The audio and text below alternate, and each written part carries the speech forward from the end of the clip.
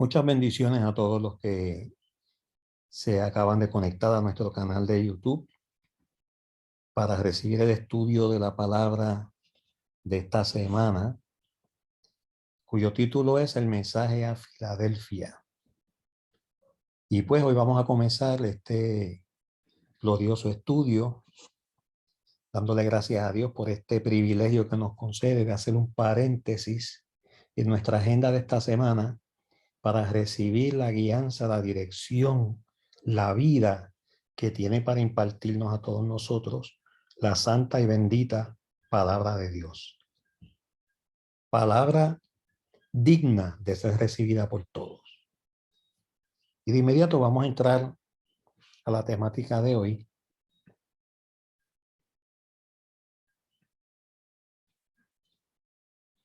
Recordemos que esta iglesia es la sexta iglesia del Asia Menor, a la cual el Señor Jesucristo le escribe una carta y le envía la carta por medio del apóstol Juan, que estaba desterrado en la isla de Patmos. Recordemos que el Apocalipsis o Revelaciones, que es otro nombre que se le da a este libro final de la Biblia, es toda la revelación que recibe Juan precisamente en su destierro. Y lo curioso de todo esto es que los primeros capítulos, el capítulo 2 y el capítulo 3, son precisamente cartas que el Señor Jesucristo le envía a cada una de estas 7 iglesias que estaban establecidas en el Asia Menor. Y hoy pues el turno le corresponde a la iglesia de Filadelfia, que es la sexta, y hemos visto cómo se ha ido desarrollando esta temática desde la iglesia de Éfeso, Esmirna, Pérgamo, Tiatira. La semana pasada culminamos el estudio de la iglesia de Sardis y pues hoy comenzaremos el de Filadelfia. Apocalipsis capítulo 3, versos 7 al 13 dice: escribe al ángel de la iglesia en Filadelfia, esto dice el santo, letra mayúscula, el verdadero, también con letra mayúscula, dando a entender que es un nombre propio, el que tiene la llave de David, el que abre y ninguno cierra. Y hablando de esta distinción que dice este verso 7, haciendo referencia y alusión al santo en mayúscula, está hablando de santidad, y al verdadero. Recordemos que la Biblia dice que solo Dios sea veraz y todo hombre mentiroso. Es decir, que Dios es un Dios de verdad. Dios es un Dios cuyo carácter le impide mentir. Nuestro Dios no miente. La palabra también dice que Él no es hombre que miente. Fíjate cómo dice la Escritura, que el Dios que tú y yo servimos no es hombre para que mienta. Wow. Ni hijo de hombre para que se arrepienta. O sea que servimos un Dios con un carácter y una integridad maravillosos, extraordinario, infalible. Nuestro Dios ni miente ni falla. Y es parte de las cualidades y características de su carácter. Continúa diciendo que Él es el que abre y ninguno cierra, y también Él es el que cierra, y cuando Él cierra, ninguno puede abrir. Y entonces dice: yo conozco tus obras. Nuestro Dios tiene el control total y absoluto. Tenemos, hermanos, que aprender a confiar en Él y a depender de Él. Oye, y en un momento dado, si te atropellan, deja que Dios te defienda. Encomienda esa causa, ese juicio, ese atropello. Señor, mira lo que me han hecho. Te los encomiendo a ti. Señor, encárgate tú de ello. ¿Por qué? Porque la palabra de Dios nos dice que Dios tiene el control y que Dios conoce todo. y que ante su presencia no hay nada oculto. Entonces, le estamos pidiendo a Dios que nos dirija, que nos abra puertas. Si Él te abre la puerta y te confirma, entra. Si es la voluntad de Él que la puerta no se abre y se cierra, pues acatemos la voluntad del Señor y entendamos que si le estamos pidiendo que nos dirija, en lo que Él nos dirija, pues vamos nosotros a obedecerlo. Y lo otro importante de lo que hemos leído hasta ahora es que nuestro Dios es conocedor de todos nuestros secretos, es conocedor de todas nuestras obras, es conocedor de todo lo que hay en nuestro ser interior y que ante su presencia no hay nada oculto. He aquí he puesto delante de ti una puerta abierta, le dice el Señor a esta iglesia, la cual nadie puede cerrar. Qué importante es eso. Qué importante es eso. O sea, la última palabra la tiene Dios. Aunque alguien quiera abrir una puerta que Dios cerró, no va a poder. Y aunque alguien quiera cerrar una puerta que Dios abrió, tampoco va a poder. Eso lo dice aquí la Escritura con meridiana claridad. Dice, porque aunque tienes poca fuerza, hablando de esta iglesia de Filadelfia, has sabido guardar mi palabra. ¿Qué es guardar la palabra? Guardar la palabra no es engavetarla, no es meter la Biblia en un armario y cerrar la puerta. Guardar la palabra es obedecerla. Guardar en la Biblia es sinónimo de obedecer. Dice, y no has negado mi nombre. He aquí yo entrego de la sinagoga de Satanás a los que se dicen ser judíos y no lo son, sino que mienten. Te está hablando el verdadero y el santo, el que no puede mentir, el que no puede fallar, el infalible Dios. Y está diciendo, yo entrego de la sinagoga de Satanás a los que falsamente se llaman judíos, mintiendo. He aquí yo haré que vengan. Y no solamente haré que vengan, le dice Dios a esta iglesia, haré que se postren a tus pies. Está hablando de humillación. Y reconozcan que yo te he amado. Wow, miren, amado. El que se mete con un hijo de Dios se mete con Dios mismo. Se mete con Dios mismo. Yo tuve bien recientemente una experiencia y, y realmente pues le pedí al Señor que interviniera. Y esta tarde, en intimidad con el Señor, poco después del mediodía, estando yo intimando con el Señor en mi cámara secreta, hablando con el Señor, Dios me ministraba y me hablaba y me decía, mira mi siervo, lo que te hicieron a ti me lo hicieron a mí y yo me encargaré de ellos. Wow. Y yo lloraba ante la presencia de Dios.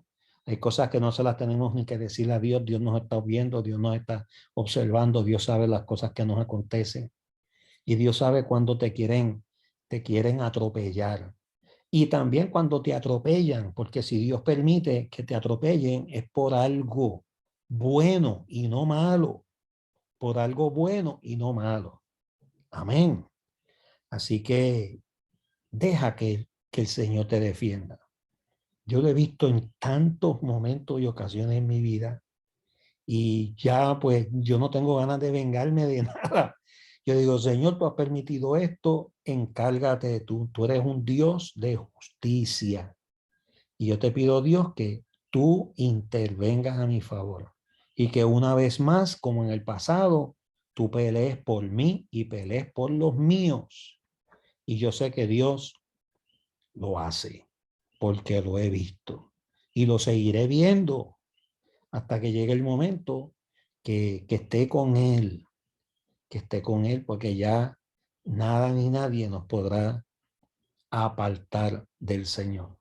Entonces sigue diciendo, por cuanto has guardado la palabra de mi paciencia, yo también te guardaré de la hora de la prueba que ha de venir sobre el mundo entero para probar a los que moran sobre la tierra. ¿Qué clase de promesa?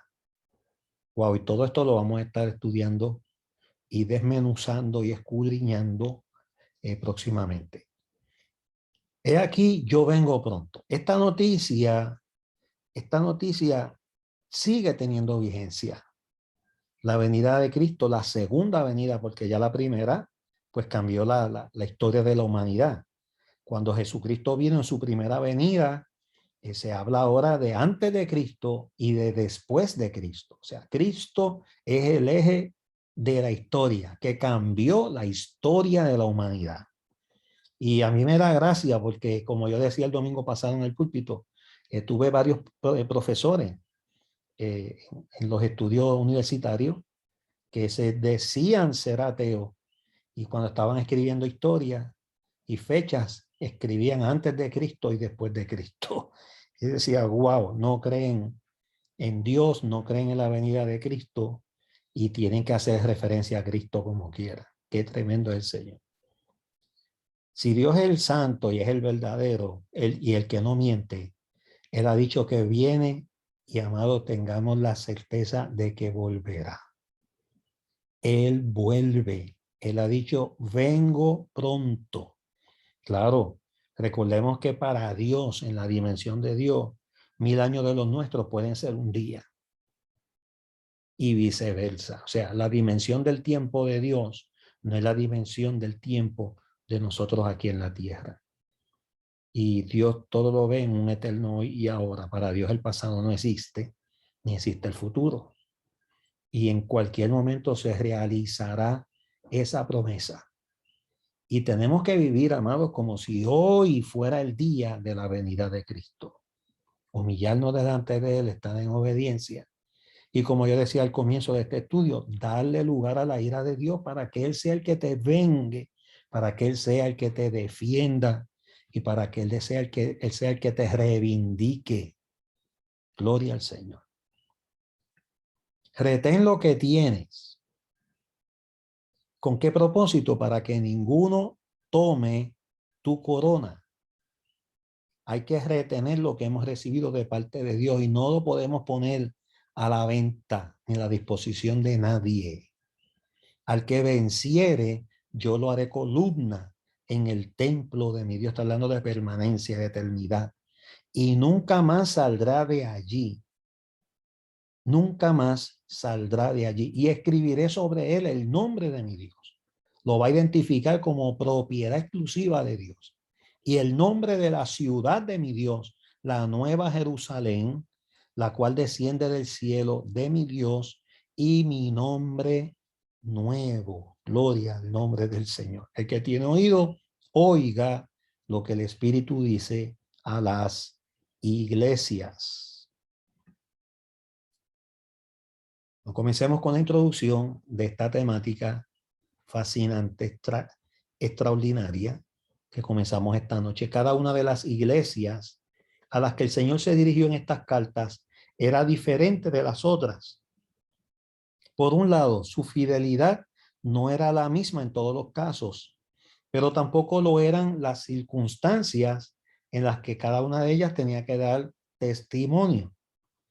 Es especialmente llamativo lo opuestas que eran las iglesias de Esmirna en comparación con la de Filadelfia, a pesar de que solo estaban a unos 160 kilómetros de distancia la una de la otra.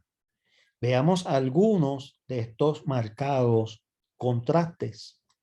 A la iglesia en Esmirna se le dice que algunos iban a ser encerrados en la cárcel. Eso está en el capítulo 2 y verso 10 de Apocalipsis. Mientras que en Filadelfia Dios iba a abrir una puerta que nadie podía cerrar. Capítulo 3 y verso 8. Otro contraste. A Esmirna se le dice que iba a pasar por una tribulación de 10 días. Capítulo 2 y verso 10. Mientras que en Filadelfia el Señor les iba a librar de la hora de prueba que habría de venir sobre el mundo entero para probar a los que moran sobre la tierra, como dice el capítulo 3 y verso 10. Ese es otro contraste que podemos ver. En Esmirna, la iglesia tenía que sufrir la oposición que les venía de parte de algunos que profesaban ser judíos, pero que en realidad eran sinagoga de Satanás. Eso está en el capítulo 2, verso 9. Mientras que ahora, en la iglesia que comenzamos a estudiar esta noche o este día, en Filadelfia, el Señor iba a hacer que los que se decían ser judíos, aunque eran sinagoga de Satanás, vendrían y se postrarían delante de los pies de los creyentes y reconocieran que Dios los había amado. Wow. Capítulo 3 y verso 9. Esto sigue siendo una característica muy común en las iglesias de hoy en día. Hay países donde las iglesias tienen las puertas abiertas de par en par para predicar, compartir, exponer las buenas nuevas de salvación, el evangelio, mientras que en otros lugares los creyentes son terriblemente perseguidos y se les prohíbe predicar el evangelio públicamente. Hermano, nosotros tenemos que dar gracias a Dios porque somos de esa parte del mundo y de esa parte de la sociedad donde se nos reconoce el derecho a predicar el evangelio libremente. Y yo digo que cada vez que tenemos la oportunidad de congregarnos es una celebración de esa libertad de culto que Dios nos permite disfrutar en nuestro país y en nuestra nación, porque en otros países del mundo es todo lo contrario. Y lamentablemente, pues mucha gente no valora, no aquilata, no aprecia lo que tiene hasta que lo pierde. Y finalmente, todo depende de los propósitos de Dios para con su pueblo. En cada caso, Él permite que seamos probados de diferentes maneras como Él cree más conveniente. Recordemos que Él tiene el control de todas las cosas. Y si Él es el Dios de nuestras vidas y ocupa el primer lugar de nuestras vidas, tenemos que contar con Él en cada circunstancia, en cada situación. Sea buena o sea desagradable. O sea, hay distintas circunstancias, hay distintas situaciones. Y de hecho, amados, el Señor nunca nos dijo que esto iba a ser color de rosa. Todo lo contrario. La palabra dice que Jesucristo dijo, en el mundo tendréis aflicción. Mas confiad, confiad. ¿En quién? En Él. Porque Él venció al mundo. Cuando habla del mundo, está hablando del cosmos. Él venció el sistema bajo el cual opera el reino de las tinieblas. Y si Él lo venció y somos el cuerpo de Cristo, nosotros también lo venceremos. Lo hemos vencido en el pasado, lo estamos venciendo en el presente y lo venceremos en el futuro.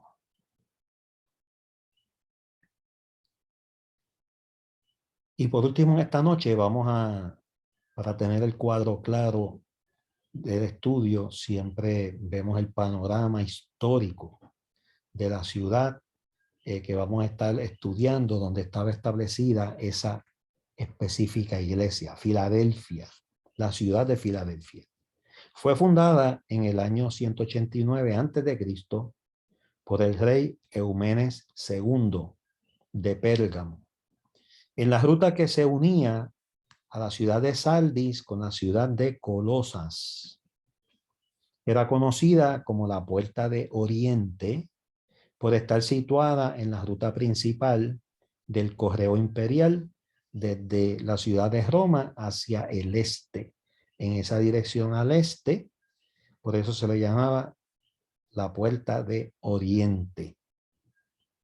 Recordemos, amados, que el oriente es el este y el occidente es el oeste. Amén. La ciudad estaba ubicada encima de una placa tectónica que le llevó a experimentar y sufrir continuos terremotos. Y pues después de las experiencias que hemos tenido en los últimos meses y años, nosotros podemos entender la inestabilidad social y emocional que puede ocasionar este asunto de estos movimientos telúricos continuos, porque no es la magnitud, sino lo seguidito, lo corridito, lo que crea todavía más inestabilidad. En el año 17 después de Cristo, Filadelfia fue destruida. Escucha este dato importante. 17 después de Cristo. Destruida por completo a causa de uno de estos sismos, siendo reconstruida por el emperador Tiberio.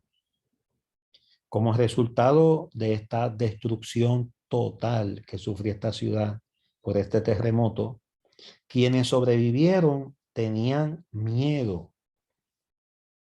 Y no solo miedo, temor, y no solo miedo y temor, terror por la inestabilidad que esto creó. Y la mayoría vivían fuera de sus murallas y otros sencillamente emigraron a otros lugares. La ciudad cambió 3 veces de nombre, otro dato histórico importantísimo. Primeramente se llamó Filadelfia, que en griego significa el que ama a su hermano. Esto se debió a su fundador, Eumenes II, que de ese modo quiso honrar a su hermano llamado Átalo II, cuya lealtad le hizo ganarse este epíteto. Más tarde, después del terremoto del año 17, cuando la ciudad fue destruida, Tiberio prestó una generosa ayuda para reconstruirla. Y por eso recibió el nombre de Neocesarea. Neocesarea, que lo que significa es Nueva Cesarea, en su honor. Y medio siglo más tarde, bajo el emperador Vespasiano, volvió a cambiar el nombre de esta ciudad por el nombre de Flavia. Por el nombre de Flavia. Bueno, estos son los datos históricos que pudimos recopilar para tener como escenario en el estudio de esta iglesia de Filadelfia.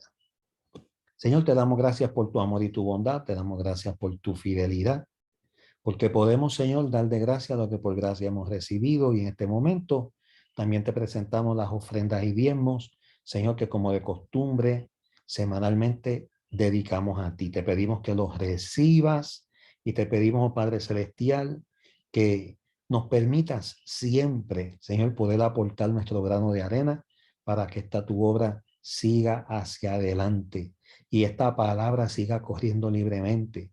Señor, haciendo, oh Dios mío, aquello para lo cual tú la has enviado. Gracias, oh Dios, porque podemos sostener también la hora misionera y podemos darle gracia lo que por gracia hemos recibido, y si no vamos, Señor, con los pasos, podemos llegar con los pesos. A ti damos toda la gloria y honra. Recibe nuestras ofrendas y diezmos en el nombre del Padre, del Hijo y del Espíritu Santo. Amén y amén.